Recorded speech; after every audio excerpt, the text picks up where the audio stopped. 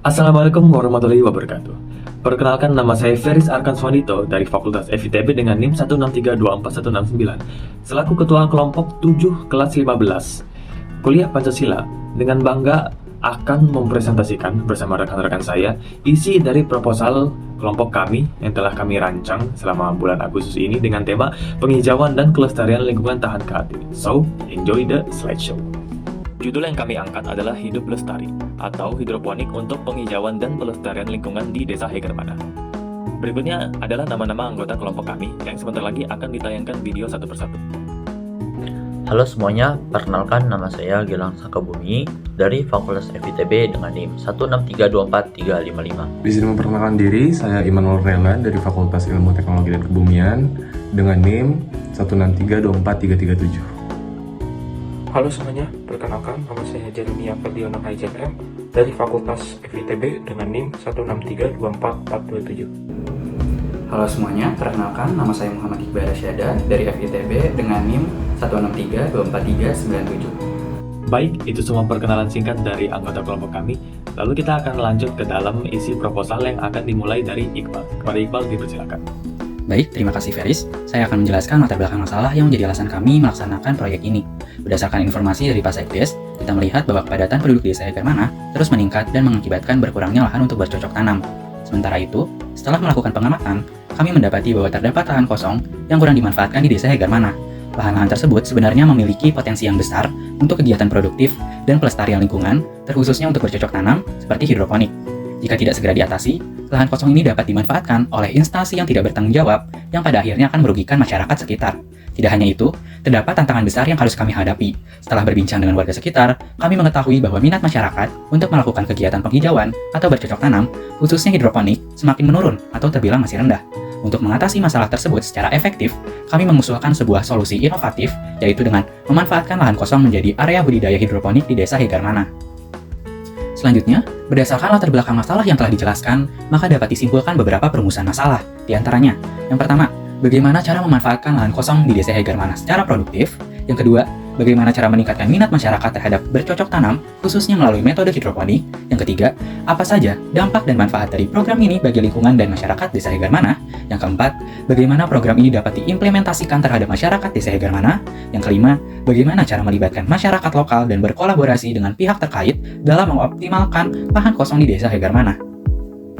Dalam melaksanakan kegiatan ini, kami akan melibatkan beberapa pihak, baik itu di dalam kampus maupun di luar kampus. Yang pertama ada pihak RW 10. Pihak RW akan menyediakan lahan kosong yang akan dimanfaatkan untuk budidaya hidroponik dan juga berperan dalam mendukung pelaksanaan kegiatan serta memastikan partisipasi aktif dari warga sekitar.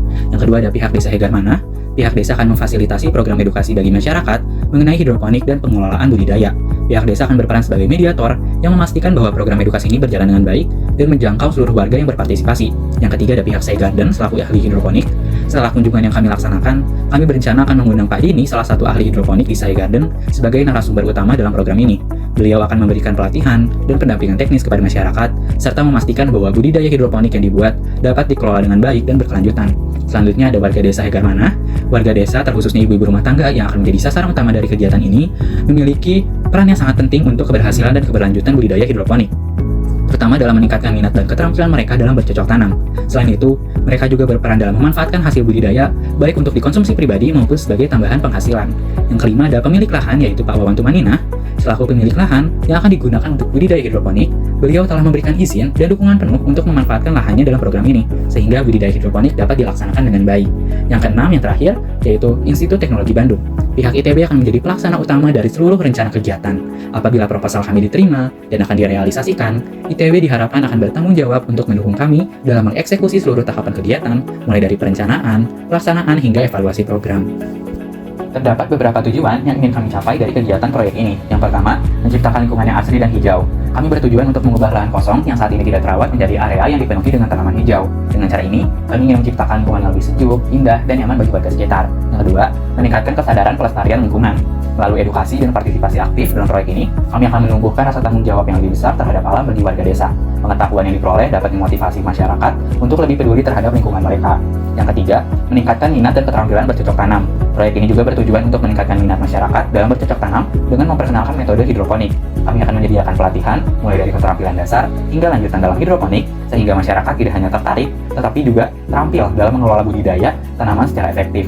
Yang keempat, meningkatkan perekonomian masyarakat. Dengan memanfaatkan lahan kosong untuk budidaya hidroponik, kami bertujuan untuk meningkatkan pendapatan masyarakat setempat. Hasil dari kegiatan ini diharapkan dapat memperbaiki kondisi ekonomi keluarga melalui penjualan produk hidroponik atau pemanfaatan untuk konsumsi pribadi, yang pada akhirnya membantu kesejahteraan ekonomi warga.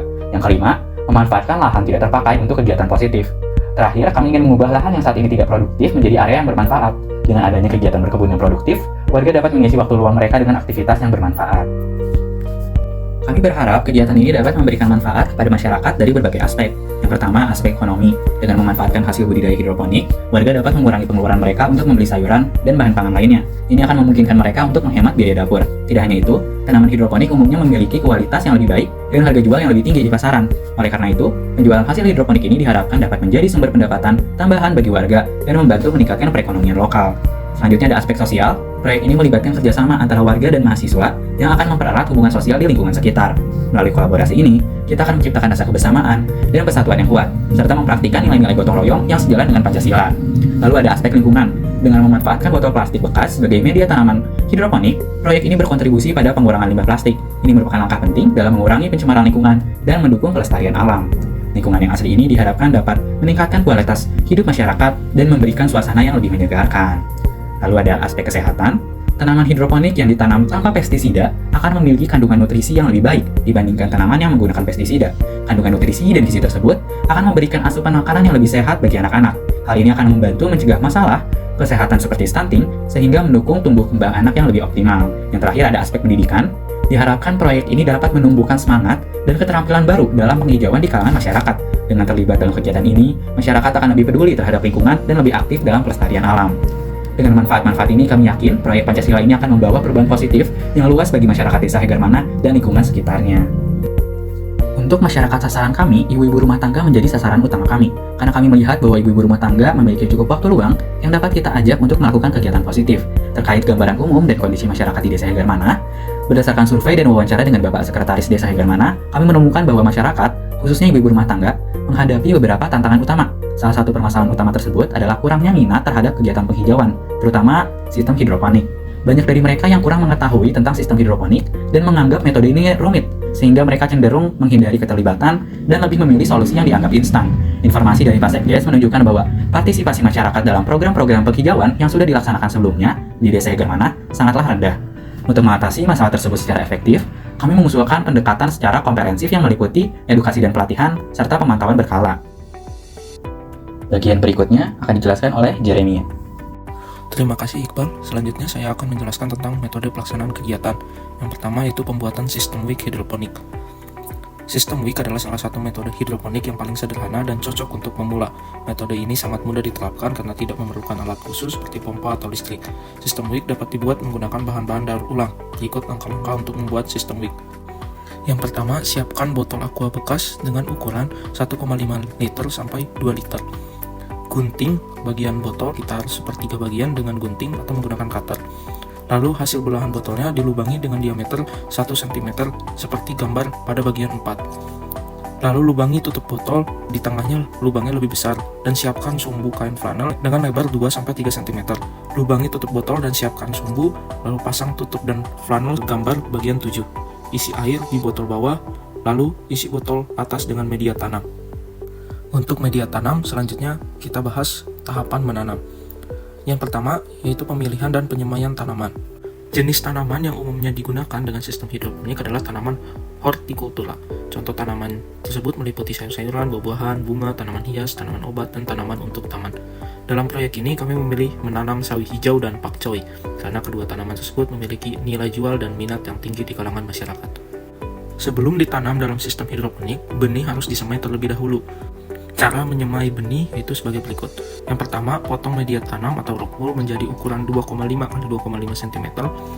Kedua, basahi media tanam dengan menyemprotkan air di atasnya. Yang ketiga, lubangi di tengah media dengan kedalaman sekitar 2 mm, lalu masukkan benih ke dalam lubang tersebut. Yang keempat, tutup media tanam dengan plastik hitam dan simpan di tempat yang gelap. Yang kelima, setelah 1 hari, buka plastik dan letakkan media tanam di bawah sinar matahari langsung. Jemur setiap hari dan siram media tanam jika mulai kering. Yang keenam, ketika benih sudah mengeluarkan daun sejati, bibit dapat dipindahkan ke sistem hidroponik. Lalu langkah kedua yaitu menyiapkan larutan nutrisi. Nutrisi yang dibutuhkan dalam hidroponik dikenal sebagai AB mix. Nutrisi ini biasanya tersedia di toko pertanian. Karena nutrisi ini berbentuk serbuk, maka harus dilarutkan terlebih dahulu dengan mencampurkan larutan A dan larutan B dengan air bersih. Dosis yang dibutuhkan yaitu 5 ml dari masing-masing larutan A dan B dicampur dengan 1 liter air. Langkah yang ketiga yaitu proses pindah tanam. Proses pindah tanam adalah proses pemindahan bibit tanaman yang sudah berkecambah atau tumbuh dari tempat penyemaian ke sistem hidroponik yang lebih besar atau permanen. Berikut langkah-langkah untuk proses pindah tanam. Yang pertama, siapkan media hidroponik. Lalu larutkan nutrisi di bagian bawah botol, pindahkan rockwool yang berisi bibit tanaman ke dalam sistem hidroponik, lalu letakkan bibit di atas media yang telah dipasang sumbu. Selanjutnya pasang bagian atas dan bawah perangkat hidroponik, maka sistemik hidroponik ini siap digunakan. Langkah keempat yaitu merawat tanaman. Perawatan tanaman hidroponik meliputi pemberian nutrisi tambahan, pengendalian hama dan patogen, penyiraman, dan perawatan lainnya sesuai kebutuhan tanaman. Langkah terakhir yaitu panen. Tahapan terakhir dari sistem hidroponik adalah panen hasil produksi. Biasanya tanaman hidroponik memiliki masa panen yang singkat antara 25 hingga 30 hari. Cara panennya pun bervariasi sesuai jenis tanaman. Bisa dipotong bagian atas tanaman atau mencabut tanaman dari media tanam. Untuk contoh tanaman hidroponik yang sudah jadi dengan menggunakan sistemik, kami lampirkan fotonya sebagai berikut. Untuk bagian berikutnya akan dijelaskan oleh Immanuel Raylan. Terima kasih Jeremia, izinkan saya melanjutkan. Yang ketiga ada edukasi masyarakat. Untuk narasumber utama, kami akan mengundang Pak Dini dari Saya Garden yang akan memimpin jalannya acara. Setelah itu ada sesi teori yang menjelaskan pentingnya penghijauan, lalu ada seksi praktikum untuk mendemonstrasikan pembuatan sistem WIC, lalu setelah itu kami juga akan memberikan 1 kit hidroponik. Setelah itu, kami juga mengadakan sesi evaluasi dan feedback yang berfungsi untuk diskusi dan tanya jawab. Lalu ada indikator keberhasilan. Metode ini akan dikatakan berhasil ketika setidaknya 20.000 rumah tangga di Desa Garmana menghadiri kegiatan. Metode ini juga akan dikatakan berhasil ketika budidaya hidroponik yang dilakukan di Desa Garmana berhasil mencapai tahap panen.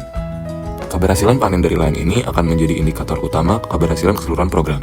Karena lahan yang telah berhasil dikelola akan menjadi model untuk berkelanjutan program dan contoh bagi masyarakat lainnya. Berikut adalah roadmap kegiatan kami. Terima kasih pada Raylan yang telah menjelaskan dengan baik. Selanjutnya akan saya jelaskan tentang jadwal kegiatan yang dimulai dari bulan Agustus.